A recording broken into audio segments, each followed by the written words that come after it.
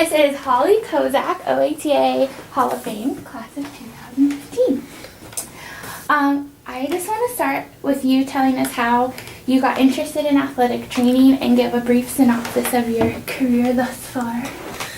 So I got involved in athletic training, or the reason why I went into athletic training is I had an injury that occurred in high school, and my coach introduced me to a friend of hers who actually was an athletic trainer. And ironically enough, that athletic trainer is Terry Angelo, who is another Hall of Famer and actually a colleague of mine here at SUMAS. So that was interesting to come full circle.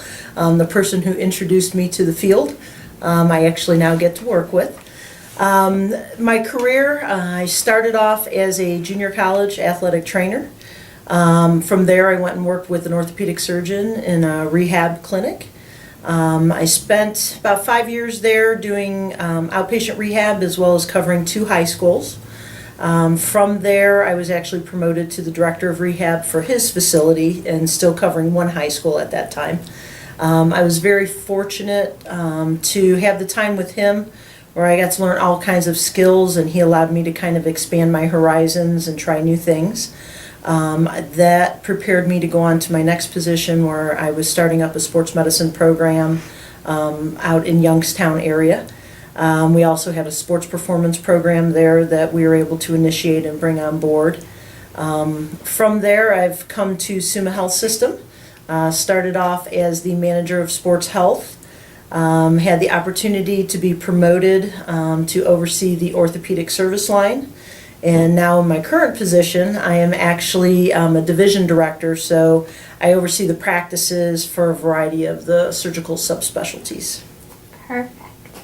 Can you describe a typical day when either you were a college student or what your first job is versus now? No, they're very different.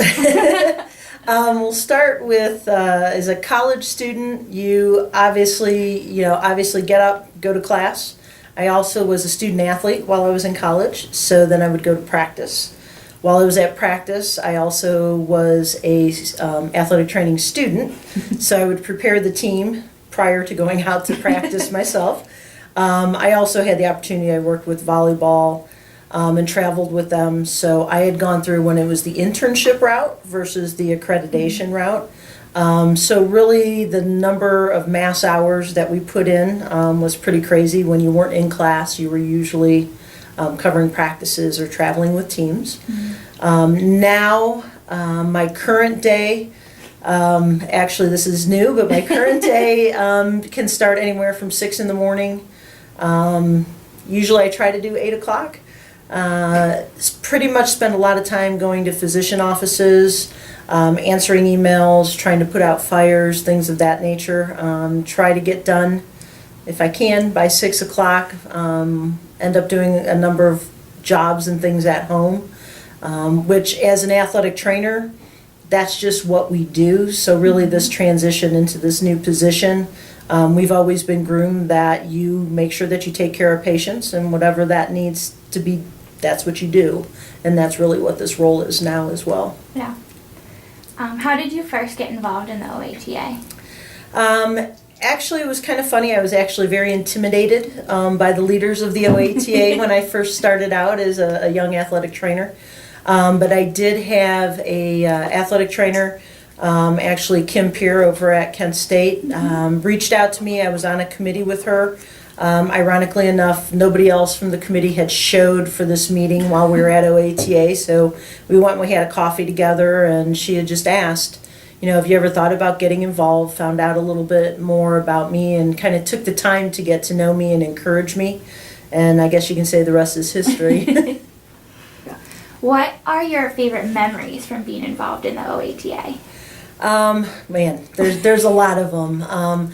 I truly, when I first started out working with the committees and getting to be really kind of an advocate for athletic training, I worked on the clinical industrial committee, and that was all new at that point. So, trying to remove roadblocks from people in the profession, and that was my first introduction to people around the state. So I got to meet a lot of great colleagues that I'm still friends with now. As the external vice president, I had the opportunity to be a representative to the Great Lakes Athletic Trainers Association. So I got to meet so many wonderful people from around the country. That's one thing I've always told students is as athletic trainers, we're a proud group, we're a tight-knit group, and you really do make some great colleagues. There's still people that I call on to this day. And then I would say probably the biggest thing during my presidency was probably the concussion legislation. Actually, finally, after all the testimony and all the hours of work with the rest of the executive committee, legislative committee, as well as Bridget McCullough, who is our lobbyist in that, is to finally be there on the day that Governor Kasich signed it into law. And that was probably one of the most exciting times to actually be a part of that. But really, I mean, every day and any day, being with that executive committee and all of our leaders, it's been a lot of fun. I can't even begin to think about how many great times and memories I have. Can you talk a little bit more about the concussion legislation, how it started, came about, kind of right. the rundown, I guess? The concussion legislation was really something that we looked at. Ohio High School had changed their policy, and they did an outstanding job, and they worked closely with the OATA on that. But one of the things that we looked at, and you never want to legislate something, I mean, if you can find a way to just do a rules change, but one of our concerns was the fact that the OHSA policy only governed OHSA sanctioned events.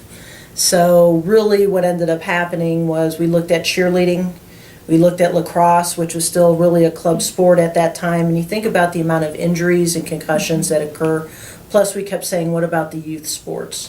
So we were very fortunate to have two representatives that kind of jumped on board, helped us. We had a great coalition from a lot of different healthcare providers, and it really seemed to just make sense. I did realize through that process a couple things. One, how long it is to get any legislation passed. And two, actually there was a little bit of a passion there that was sparked that I really enjoyed doing that. So who knows in the future what that may have sparked for future endeavors. Right. What is the best part of being an athletic trainer, and then what is the best part of being involved in the OATA? You know, you talked about that a little bit, Right. but the best part of being an athletic trainer is truly the colleagues. I truly, out of all the healthcare professions that I've come across throughout my career, the athletic trainers truly do care about each other. I look at that as more of a family. And that's really difficult in today's society, to really have a bond with the people that you work with to that extent. So, I mean, really as an athletic trainer, that's probably the biggest thing that I get out of this profession. That and the ability to help others. Right. Even in an administrative role now, the ability to be able to help staff, encourage their growth, and that, I think is something to really hold on to. As far as the OATA, again, it's the colleagues that you meet. Again, it's the friends, the family that you get to know. I think that's really the biggest thing. And it's also a huge learning experience. And it really opens a lot of doors for you and helps you develop as a person. So I really do always encourage people to get as involved as they can. What is the biggest change you've seen in athletic training since you started? I think the biggest thing has been its growth in a lot of different settings. Some people think it's a good thing, some people may think it's a bad thing. I personally think it's a great thing. We really are starting to be more recognized as healthcare providers. Again, the people that were before us laid the groundwork for us, but I know, everybody gets frustrated to be called a trainer and be confused with every other trainer that's in the world. So I think that's a big part of it, is we are starting to gain that recognition that we are a healthcare profession. Do we still have a long way to go?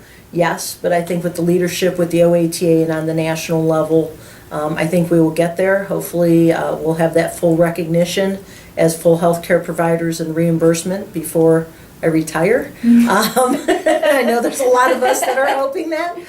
What is the biggest challenge that you've seen or experienced, either personally or across the profession? I think the recognition, as I alluded to, when you work hard, you know that you can care for patients, whether it's a student athlete, whether it's a 50-year-old runner, a golfer, or just somebody who's torn their ACL, and to realize that insurance companies and that don't recognize you for what it is that you do, and that you always have to be supervised by somebody with equal or less education.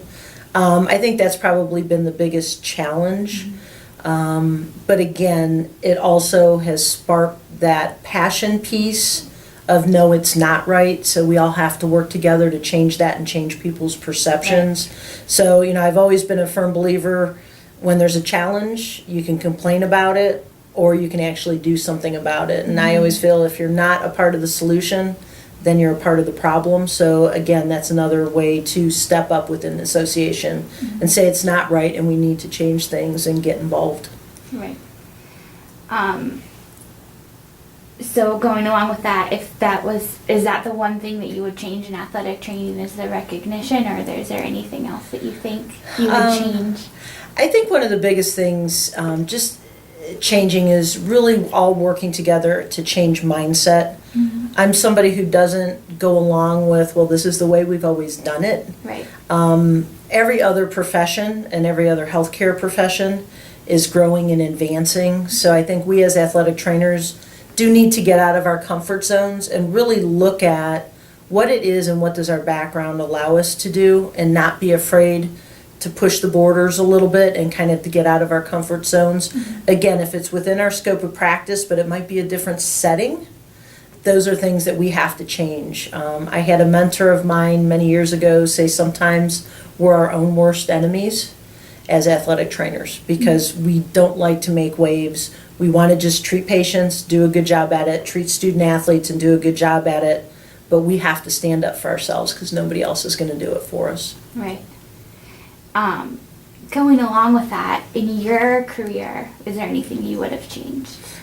And I get asked this quite a bit. People have said, well, would you have gotten a different degree? A lot of times when I go speak with students, they'll say, well, would you have gone on for physical therapy and that? And, I can honestly say I don't think so. Yes, where I went to school for graduate school, I took a route where I was working with a team. Maybe if I had gone and taken an educational route where I was actually working as a TA or something like that, my career path may have changed, but I'm very happy with what I've been able to do as an athletic trainer. I don't think I would have been as satisfied in some other profession as I have been with an athletic training background. I think really the fulfillment of my career as an athletic trainer, I don't know if I would have gotten from any of those other professions. That's great.